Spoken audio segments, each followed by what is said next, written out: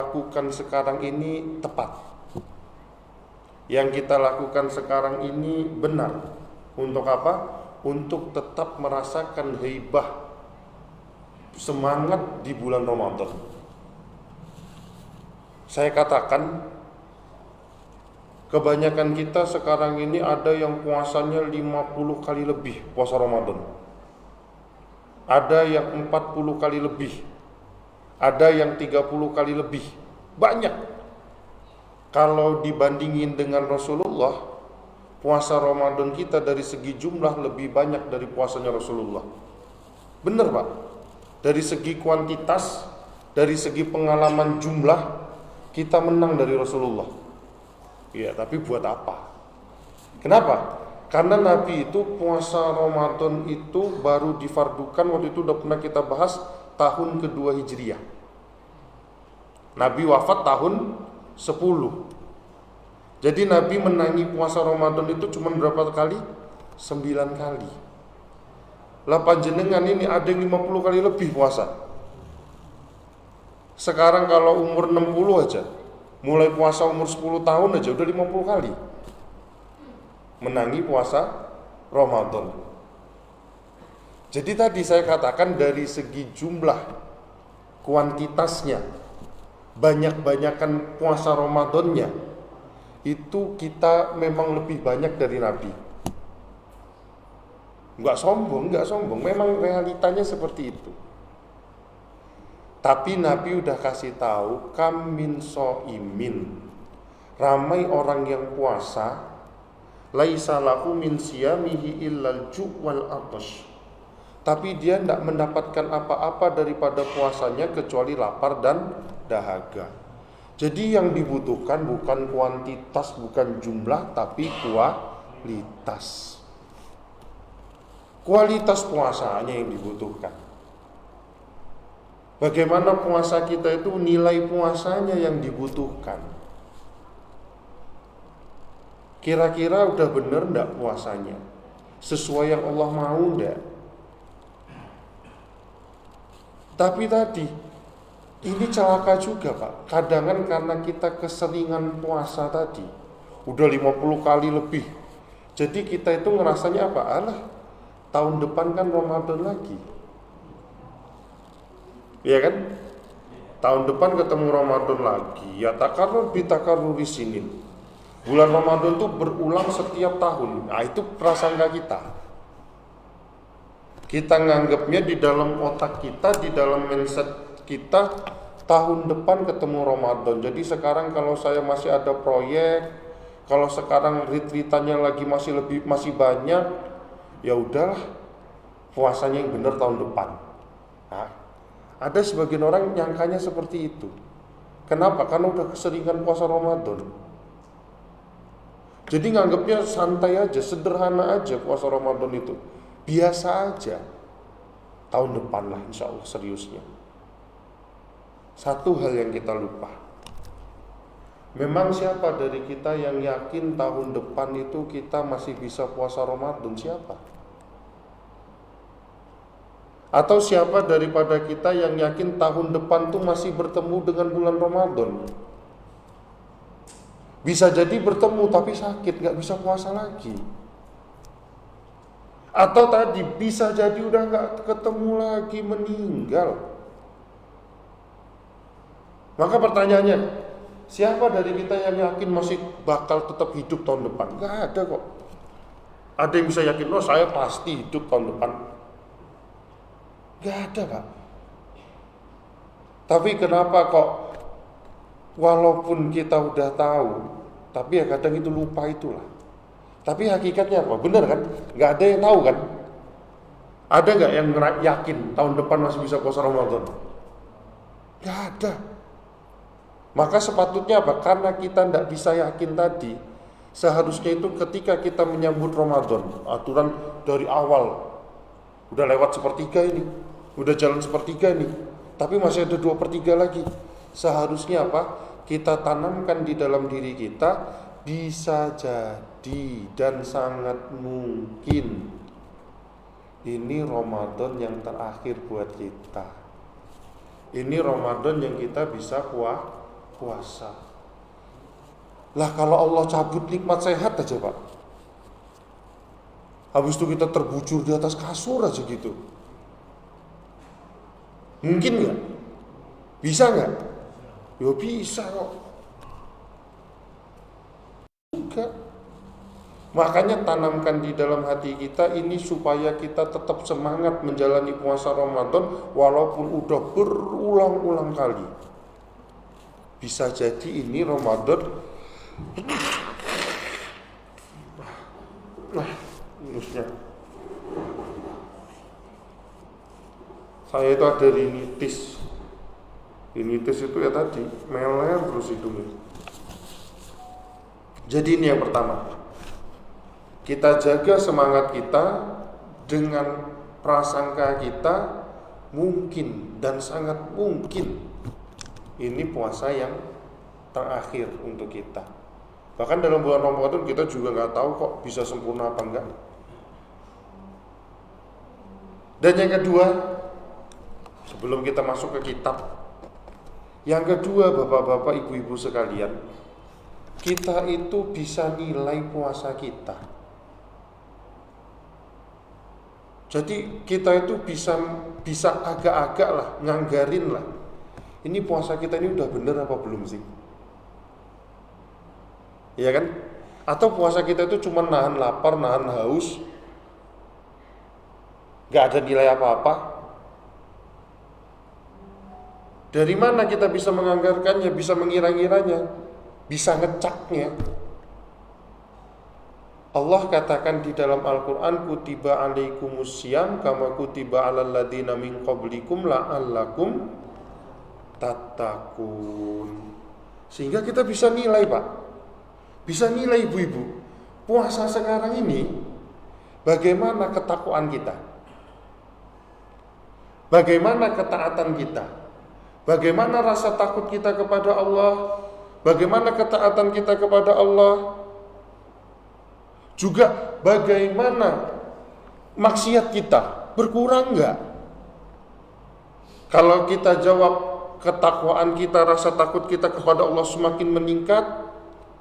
Kalau kita jawab ketaatan kita kepada Allah semakin meningkat, maksiat kita semakin berkurang. Ini nih tanda-tanda puasanya diterima. Tetapi kok kita ngerasa, lah saya kok makin gak takut sama Allah, tetap aja walaupun ini bulan Ramadan tetap saya maksiat. Ketaatannya biasa aja, gak nambah bahkan kurang. Malah gak pernah lagi sholat di masjid, malah ya biasa-biasa aja. Terus maksiatnya jojong, makin banyak. Maka ini jauh daripada apa yang Allah letakkan pada puasa. Tujuannya apa? Supaya bertakwa kok. Tapi kok apa? Takwanya nggak meningkat. Maka dia tidak mendapatkan apa-apa dari puasa dia. Maka ini Pak, tiap hari itu kita evaluasi. Gimana takwa kita? Gimana taat kita? Gimana posisi maksiat kita? Bisa kita tingkatkan enggak takwa dan taat? Bisa kita kurangkan enggak maksiat? Oh bisa, bagus. Ini tandanya diterima. Kenapa diterima? Sesuai dengan tujuan Allah letakkan puasa itu untuk apa? Allah jadikan puasa itu untuk latihan kita supaya meningkatkan takwa kita, sesuai. Tapi kadang orang tetap puasa tapi maksiat jojong, ya enggak dapat. Maka semuanya saling berhubungan, ini penting. Antara puasa dengan taat, dengan maksiat, dengan rasa takut kepada Allah, semuanya saling berhubungan. Puasa tapi gak sholat, ya jauh. Puasa tapi marah-marah ke wong, ya sama. Puasa tapi tetap ngomong kasar, bohong, dusta, adu domba, melihat sesuatu yang diharamkan, melakukan sesuatu yang diharamkan. maka seperti kata Nabi tadi, tidak dapat apa-apa. Atau dalam redaksi yang lain, man lam yada' qaula zur wa fi'lahu falaysa lillahi hajatun fi ayyada at'amahu wa syarabah. Barang siapa dia puasa tapi dia tidak dapat menghalangi diri dia daripada perkataan buruk dan juga perbuatan keji, maka Allah tidak butuh daripada dia menahan makan dan minum dia. Tidak ada nilainya di sisi Allah. Maka ada 2/3 lagi, Pak, masih ada 20 hari lagi, yuk cepat habisnya kok. Tetapi bagaimana 2/3 ini kita lakukan sebaik-baiknya, biar supaya apa? Ketika kita nanti wayahnya Lebaran 1 Syawal nanti, kita itu layak untuk berhari raya. Jangan kita sosok hari raya tapi ya dosanya masih belum diampuni. Iya kan, ya hari raya apa itu?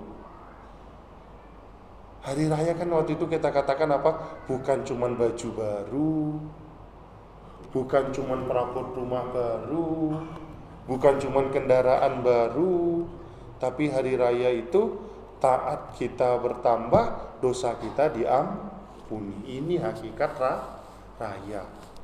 Kita tuh raya, takbiran itu kegembiraan kita karena itu udah diampuni dosanya sama Allah. Maka ini yang kita persiapkan untuk kita menyambut hari raya. Oke, kita masuk ke hikam. Kita sampai di hikmah yang ke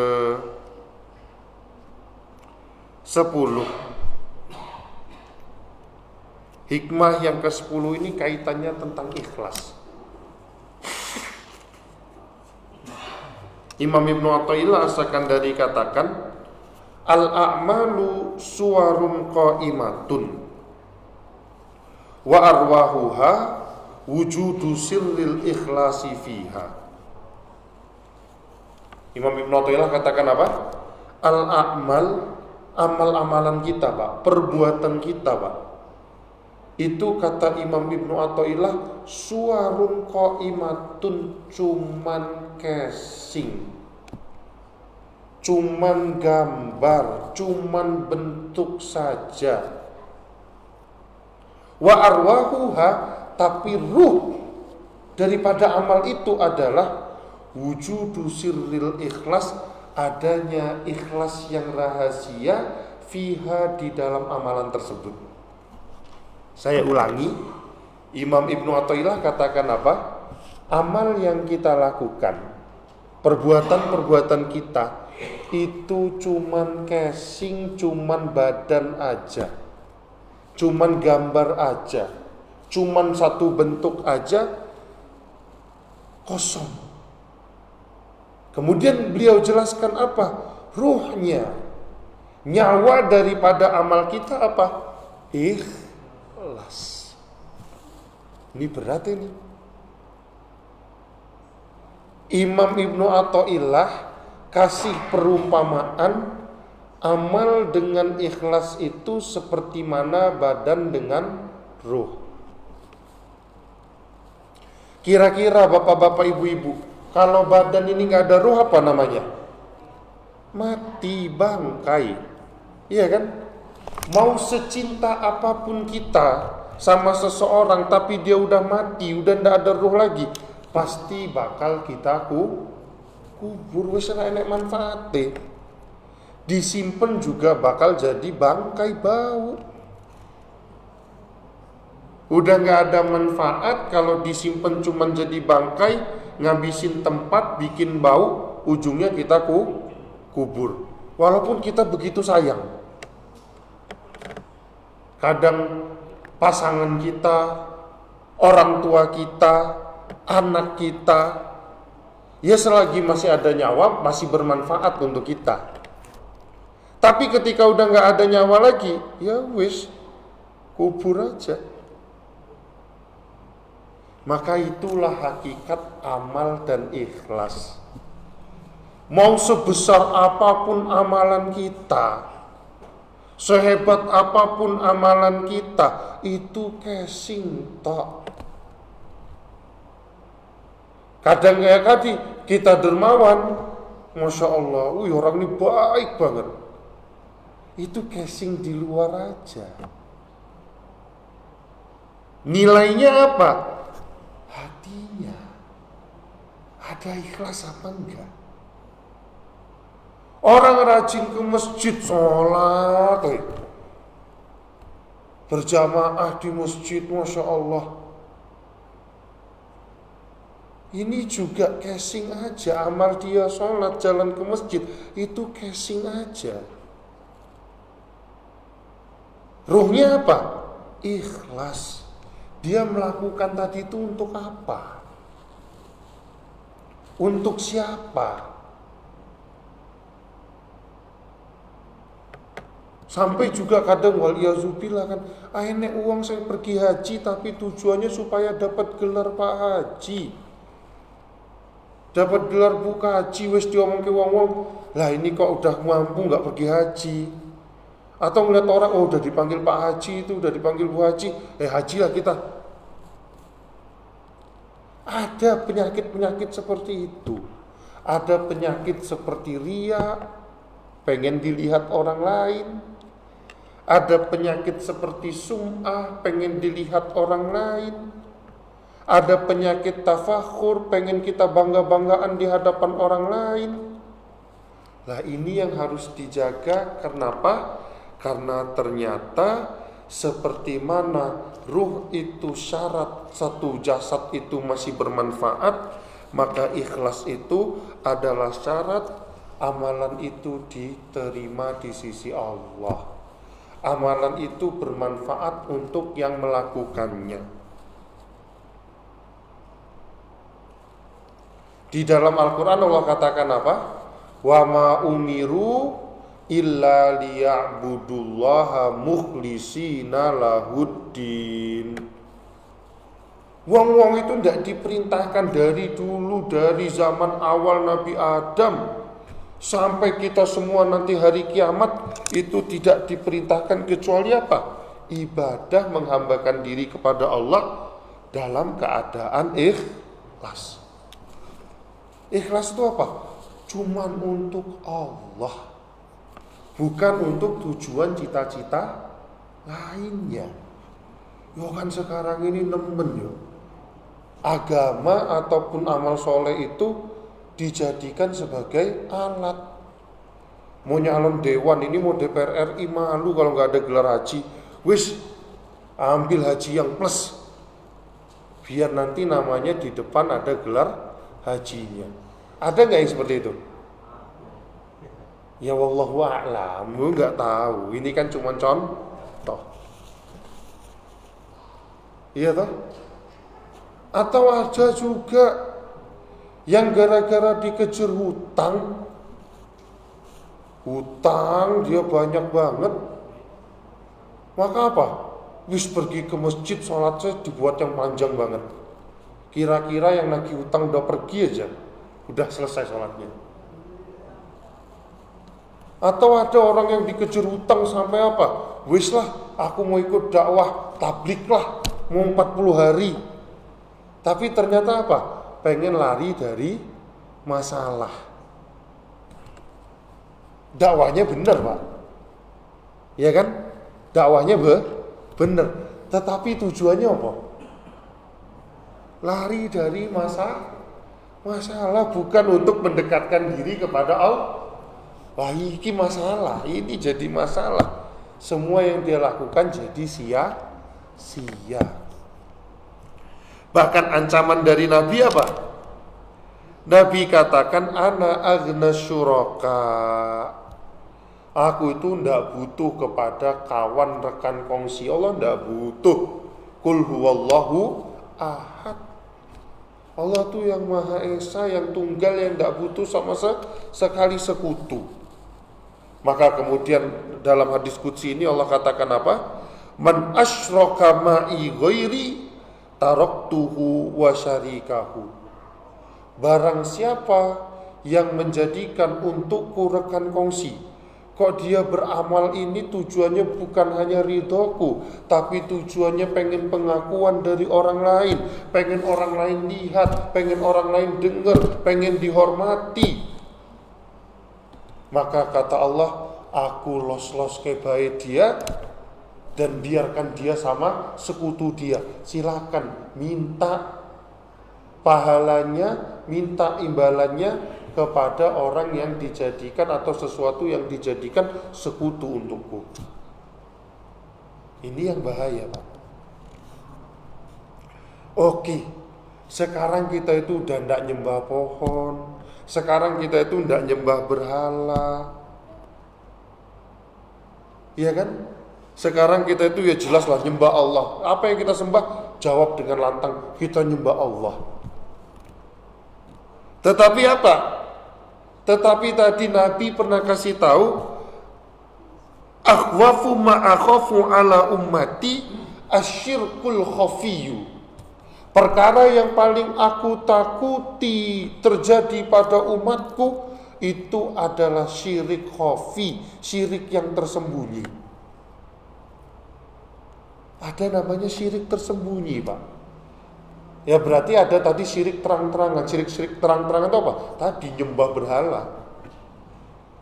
Tetapi ternyata ada syirik tersembunyi gak nyembah berhala, tetapi masuk kategori syirik. Apa? Wa huwa riya. Itu adalah riya. Dalam hadis yang lain kata Nabi, ittaqu hadza syirkal khafiyya fa innahu yadibu dabiban namli. Takutlah dengan syirik yang tersembunyi tadi, karena syirik yang tersembunyi tadi halus, Pak. Jalannya seperti jalannya semut, gak kerasa. Tahu-tahu kerasanya pas lagi nyongkot aja. Pas sudah digigit baru kerasa. Maka sahabat nanya, apa itu syirik khafi? Apa itu syirik yang tersembunyi ya Rasulullah? Maka baru Rasulullah jawab, syirik yang tersembunyi itu adalah riya. Pengen orang lain lihat kita, butuh apresiasi dari orang lain. Wong ngelakuin sesuatu kok pengennya dapat apresiasi uang. Gitu. Kerja kok cari muka kan ya. Oh penting Pak Ustadz.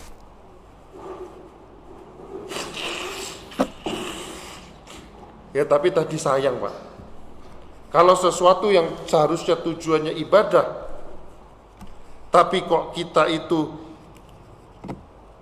jadikan itu hanya untuk tujuan keduniaan, sayang. Sayang sekali. Sayang sekali. Maka inilah urgensi ikhlas. Seperti mana yang sudah kita bahas dulu. Kita dulu pernah bahas tentang ikhlas, walaupun belum sampai kepada hikmah ini. Saya ulangi lagi, ikhlas itu ada 3 tingkatan. Waktu itu kan ada pertanyaan. Level yang rendah, pertengahan, sama level yang paling tinggi lah. Yang level rendah itu apa? Kita melakukan sesuatu mengharapkannya fadilah yang sifatnya keduniaan, ikhlas kok. Tapi levelnya paling rendah. Waktu itu saya kasih contoh apa? Kenapa sholat duha? Supaya lancar rezekinya. Kenapa baca surat Waqiah setiap malam? Supaya enggak terhindar dari kefakiran. Ikhlas enggak? Ikhlas. Tapi ini paling rendah derajatnya. Karena apa? Ya ganjarnya kan Allah yang ganjar. Terus yang level kedua, ikhlas. Tapi mengharapkan sesuatu yang sifatnya akhirat. Kenapa beramal soleh? Supaya masuk surga, supaya terbebas dari neraka. Ikhlas gak? Ikhlas. Tapi masih di level yang nomor 2. Level yang paling tinggi lagi, yaitu seseorang itu melakukan segala sesuatu itu apa? Yang penting ridhonya Allah. Kenapa kamu melakukan ini? Semata-mata pengen ridhonya Allah. Karena saya tahu, saya paham, saya ini adalah hambanya Allah. Kewajiban saya adalah menghambakan diri saya kepada Allah. Ini level ikhlas yang paling tinggi. Ini loh yang kita harapkan. Ini yang kita mau. Kita beramal tuh niatnya itu loh Pak. Kenapa kamu beramal soleh? Ya siapa saya kan hamba. Lihat Nabi waktu itu, saya juga kasih contoh kan. Nabi itu udah dijamin dosanya yang telah lalu udah diampuni, dosanya yang akan datang juga udah diampuni. Tapi dari segi ibadah, Nabi itu ibadahnya sungguh-sungguh, lebih sungguh-sungguh dari kita. Kita yang gak ada garansi diampuni aja, ibadahnya main-main, ya kan? Tapi Nabi SAW sudah jelas diampuni dosa-dosanya. Ini Nabi SAW ibadah sungguh-sungguh. Sampai apa? Kok sholat tahajud kakinya sampai bengkak-bengkak, hatta tarima qadamahu. Maka istri Nabi nanya, ya Rasulullah, lima fa'alta hadza, kenapa sampai seperti ini?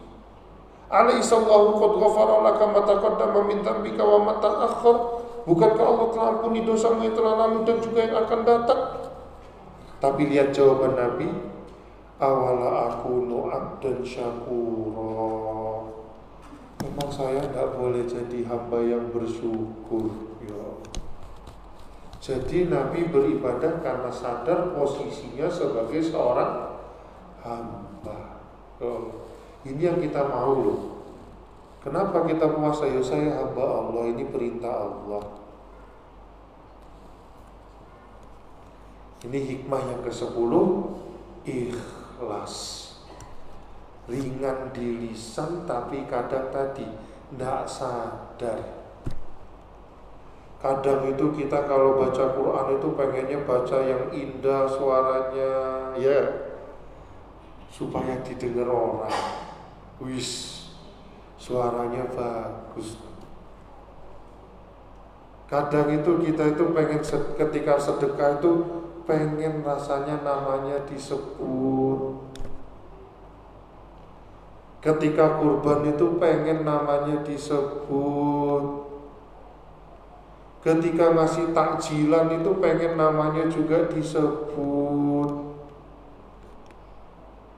Allah, gak sadar kadang kan.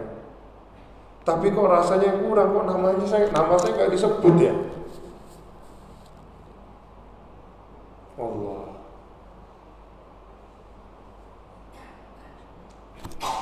Riya, sum'ah itu tadi itu kadang itu masuk di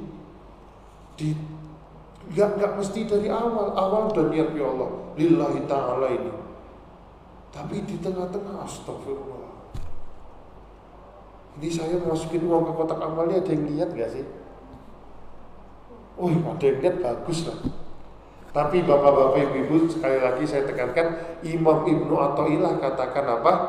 Ikhlas tadi sirrun, rahasia.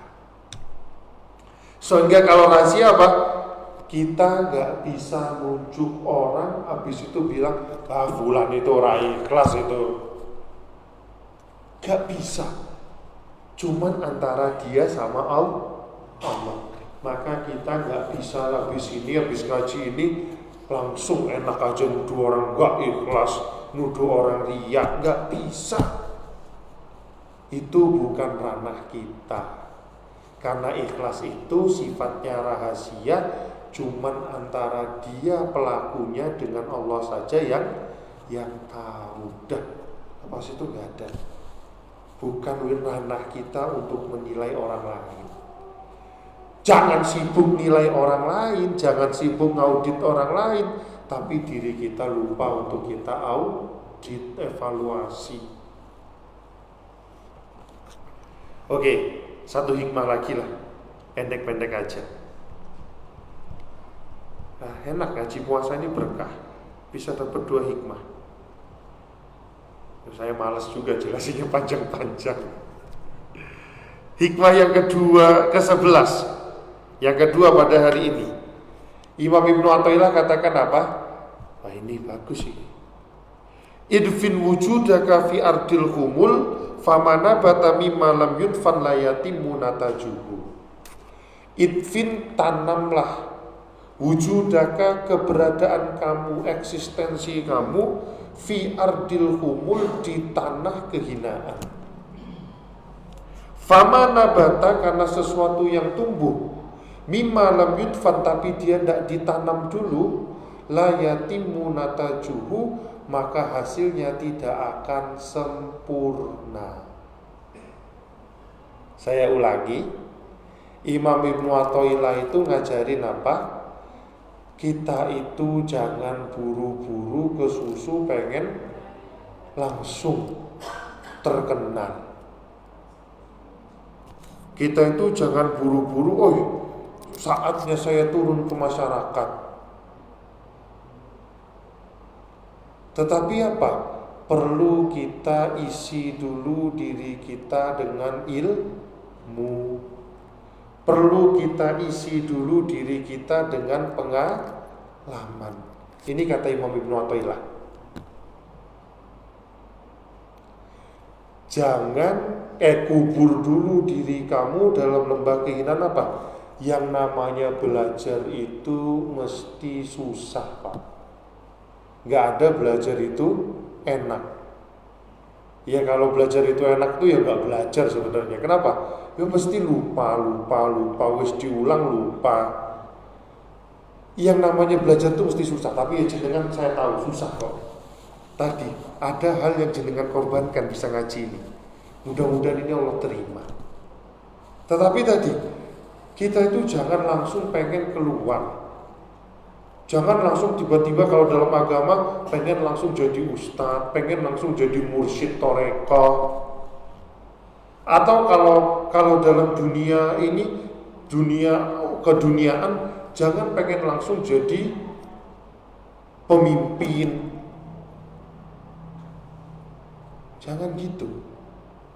Kaidahnya apa?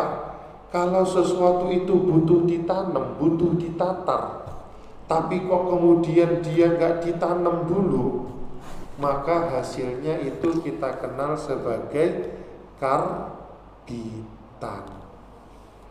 Belum mateng kok udah dipanen, dibuka taunya bosok. Ini kaidah Pak. Ini kaidahnya. Oh ini gak ngomongin wakil presiden, gak ngomongin apa ya, pokoknya enggak. Pokoknya wis jadi wakil presiden, wis terima kita. Saya terima. Enggak ngomongin beliau. Tetapi ini yang itunya seperti ini, Pak, idealnya seperti ini. Maka walaupun panjenengan semua ini bos, misalnya panjenengan ini punya usaha, usahanya udah besar, ataupun yang baru merintis, jenengan punya anak itu, mbok ya anak itu jangan langsung ditaruh di posisi pemimpin, biar dia belajar dulu, bener gak? Bener orang? Iya kan? Biar anak kita belajar dulu lah. Dari awal biar dia ngerti proses.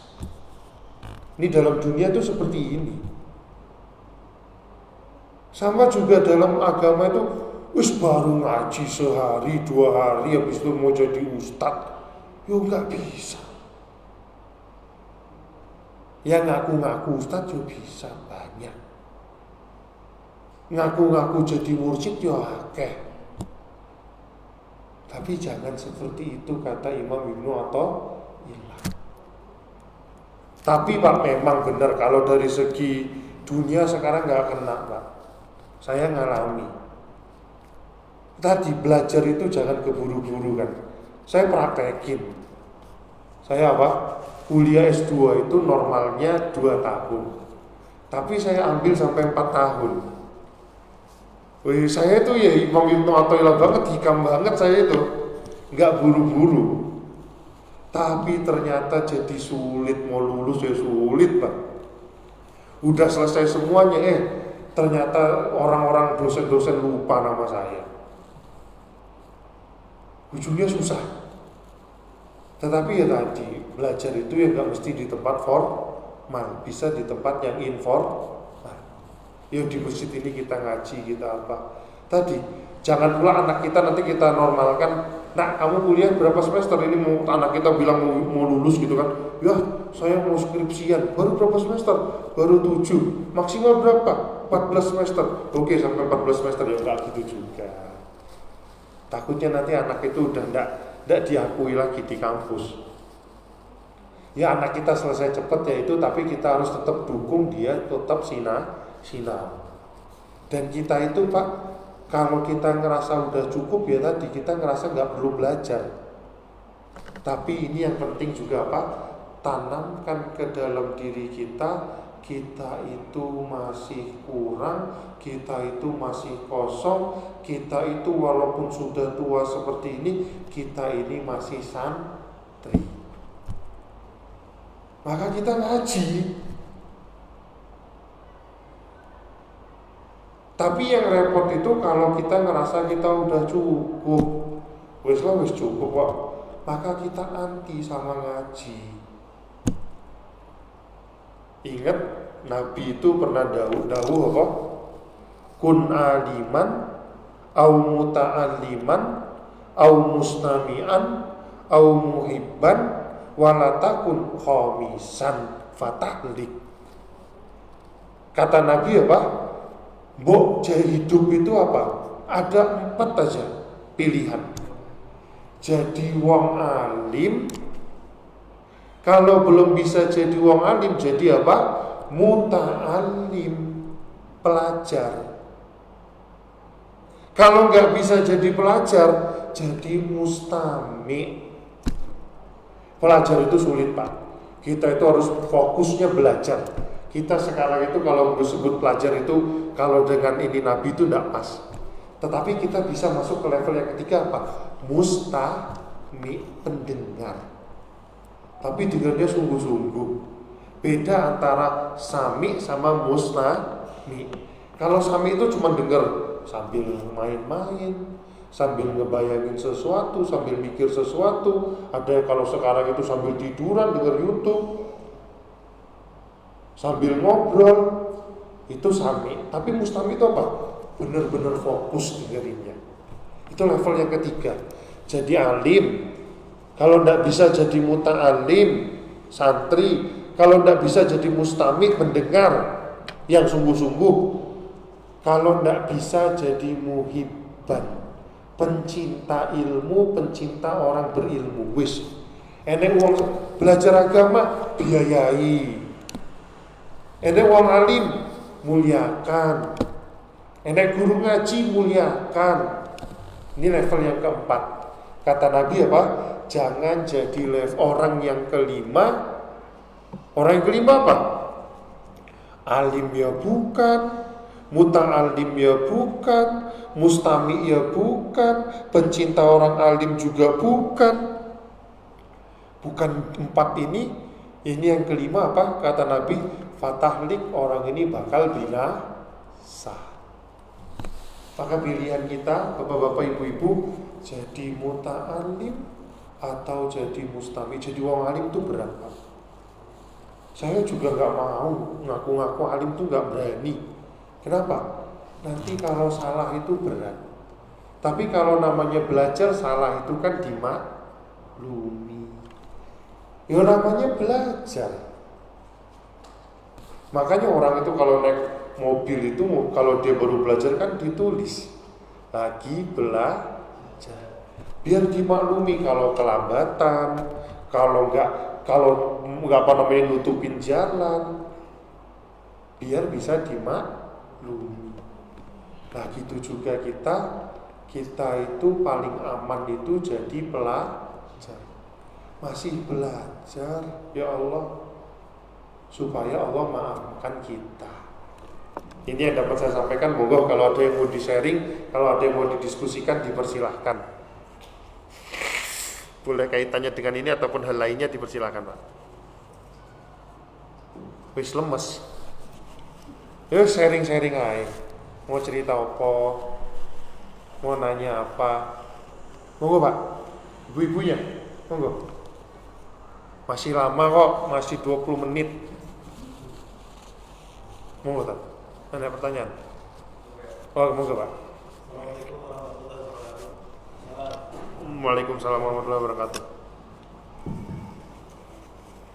Assalamualaikum warahmatullahi wabarakatuh. Waalaikumsalam warahmatullahi wabarakatuh. Saya mau tanya begini Pak Ustaz.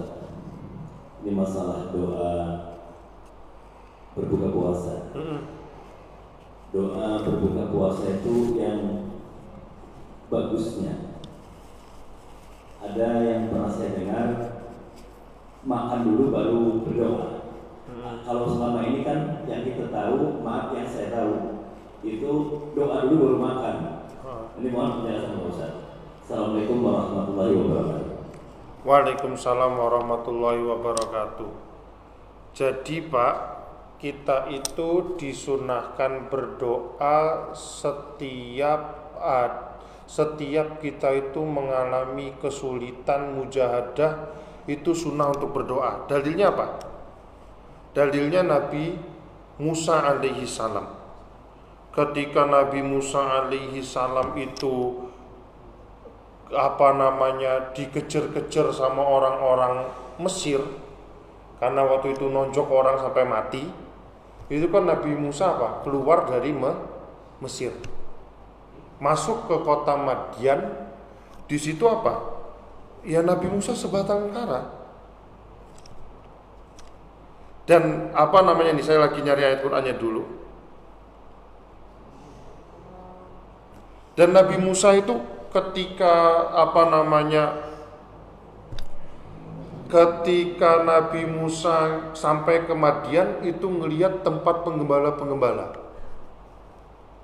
Jadi penggembala itu lagi ngasih minum ternak dia. Nah, yang mencolok perhatian itu ada perempuan 2 orang itu, dia berusaha ngasih minum ternak mereka. Maka Nabi Musa datang membantu. Dan tadi dibantuin sama Nabi Musa, dan Nabi Musa dalam keadaan sebatang kara, nggak ada siapa-siapa, bingung lah. Ini gimana, mau tinggal di mana, mau netep di mana kan? Dan kemudian Nabi Musa berdoa. Fasaqalahu thumma tawalla ila zilli, setelah ngasih minum kambing-kambing tadi, dalam keadaan Nabi Musa terusir sebatang kara, Nabi Musa datang ke satu tempat teduhan. Kemudian Nabi Musa berdoa, Rabbi inni lima anzalta ilayya min khairin fakir. Ya Allah, Tuhanku, sesungguhnya aku terhadap karunia Anda yang bentuknya kebaikan itu aku butuh ya Allah. Rabbi inni lima anzalta ilayya min khairin fakir. Jadi Nabi Musa setelah itu berdoa.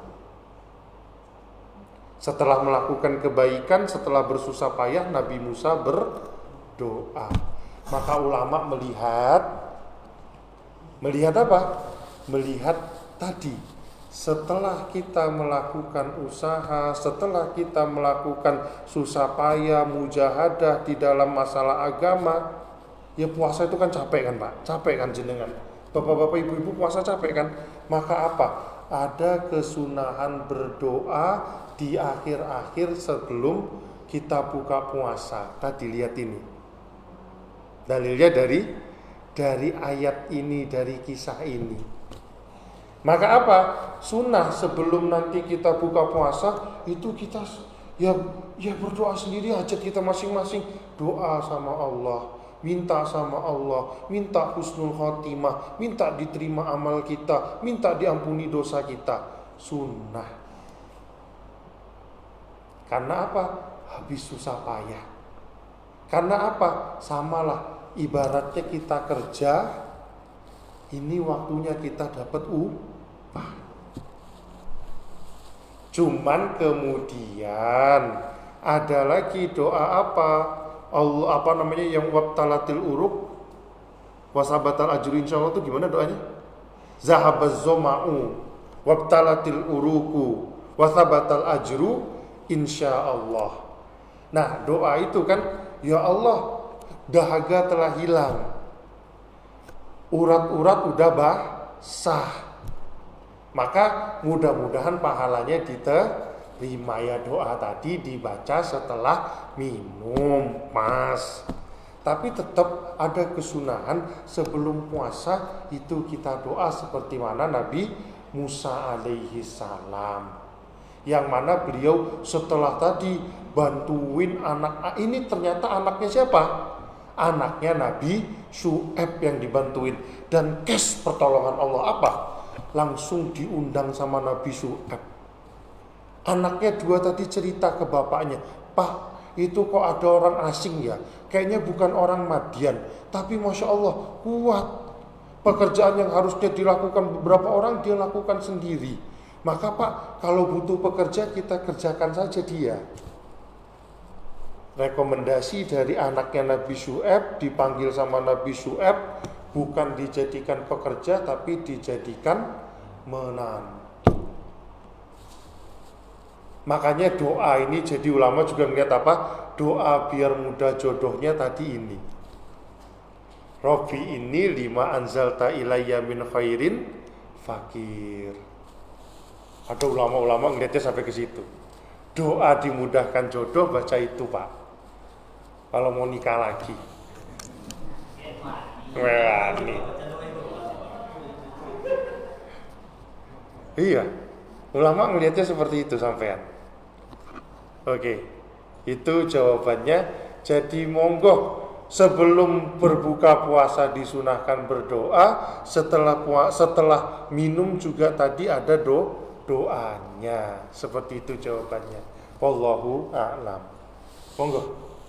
Ada lagi? Monggo Pak. Ji. Assalamualaikum warahmatullahi wabarakatuh. Waalaikumsalam warahmatullahi wabarakatuh. Mohon maaf ini di luar tema. Ya enggak apa-apa Pak. Jauh di luar tema. Kenakan nilai pertanyaan ini Pak. Kalau kita sebagai makhluk Allah itu diwajibkan atau diharuskan untuk saling menyayangi, baik sesama manusia, menyayangi makhluk yang ada di lingkungan, hewan, tumbuh-tumbuhan dan lain-lain. Nah, pertanyaan saya, kalau kita melihat ini kan musim ini Pak, musim kucing kawin. Ada pertanyaan ini kan? Sorry. Ya oke, terus. Saya itu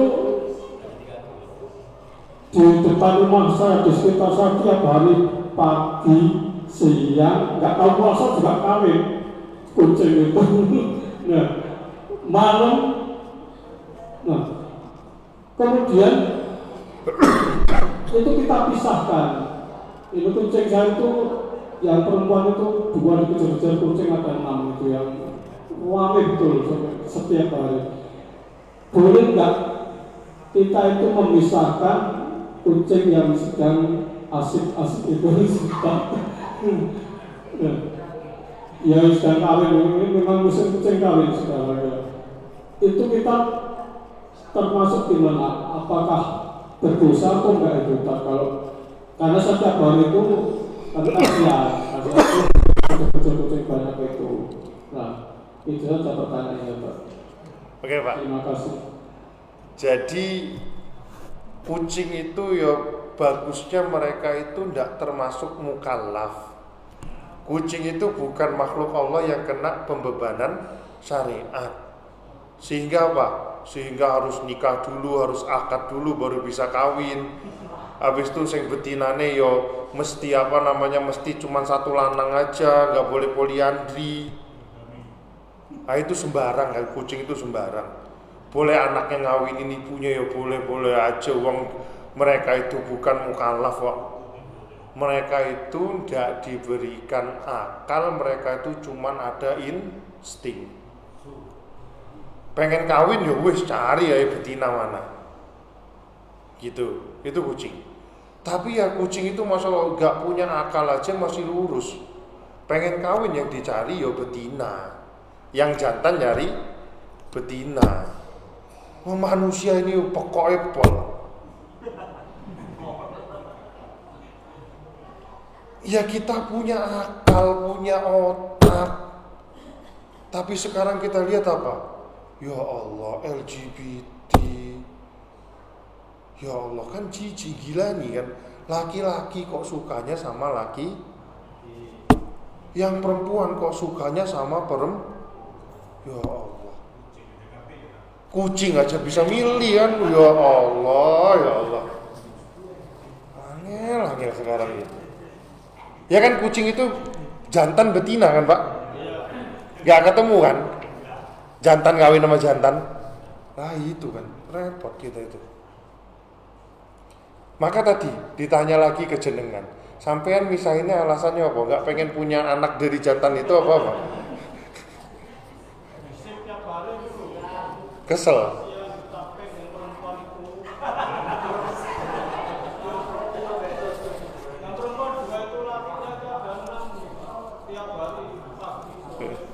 Ya kan kita juga gak tahu perasaan yang betina itu gimana.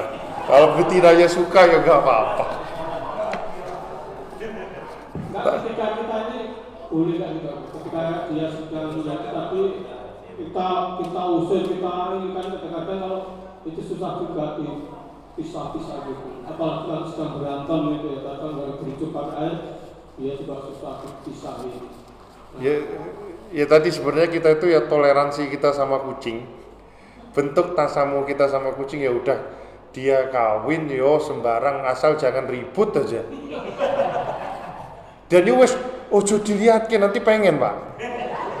Enggak suka, enggak kepingin. Kalau berdosa enggak pengen. Itu ngurangin pahala Pak. Itu bisa gugurin pahala. Kadang tadi yo sepatutnya biasa aja ngeliat kucing kawin, tapi kepengen.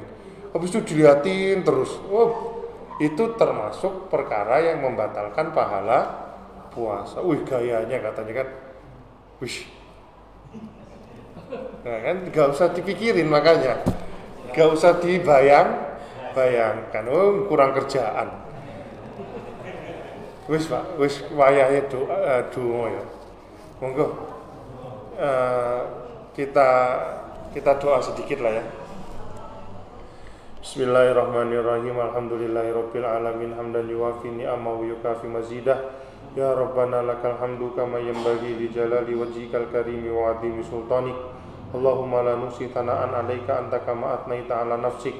Allahumma shalli 'ala sayyidina Muhammad salatan tunjina biha min jami'il ahwali wal afat wa taqdilana biha jami'al hajat wa tutahhiruna biha min jami'is sayyi'at wa tarfa'una biha indaka 'ala darajat wa tuballighuna biha aqsal ghayati min jami'il khairati fil hayati wa ba'dal mamat wa ala alihi wa sahbihi wa barik wa sallim.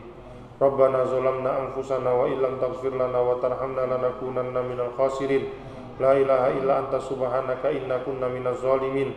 Allahumma ighfir lana wa liwalidina warhamhum kama rabbawna shighara wa li ashabil huquqil wajibati alaina wa li masyayikhina wa li asatidatina wa li ikhwanina wa li jami'il muslimina wal muslimat wal mu'minina wal mu'minat al ahya'i minhum wal amwat. Rabbana taqabbal minna salatana wa siyamana wa qiyamana wa qu'udana wa takhashu'ana wa ta'abbudana wa ta'allumana wa ta'limana wa tasadduqana wa tammim taksirana ya Allah ya Rabbal alamin. Wa tammim taksirana ya Allah ya Rabbal alamin. Wa tammim taksirana ya Allah ya Rabbal alamin. Allahumma innaka afuwun karim tuhibbul afwa fa'fu anna ya karim. Allahumma innaka afuwun karim tuhibbul afwa fa'fu anna ya karim. Allahumma innaka afuwun karim tuhibbul afwa fa'fu anna ya karim. Allahumma inna nas'aluka ridhaka wal jannah. Allahumma inna nas'aluka ridhaka wal jannah. Allahumma inna nas'aluka ridhaka wal jannah wa na'udzubika min sakhatika wan nar wa na'udzubika min sakhatika wan nar wa na'udzubika min sakhatika wan nar. Allahumma inna nas'aluka salamatan fid din wa afiyatan fil jasad wa ziyadatan fil ilm wa barakatan fil rizq wa taubatan qabla al maut wa rahmatan indal maut wa maghfiratan ba'dal maut. Allahumma hawwin alaina fi sakaratil maut wan najata minan nar wal afwa indal hisab. Rabbana atina fid dunya hasanah wa fil akhirati hasanah wa qina adzaban nar. Subhana rabbika rabbil izzati amma yasifun, wa salamun alal mursalin, walhamdulillahi rabbil alamin.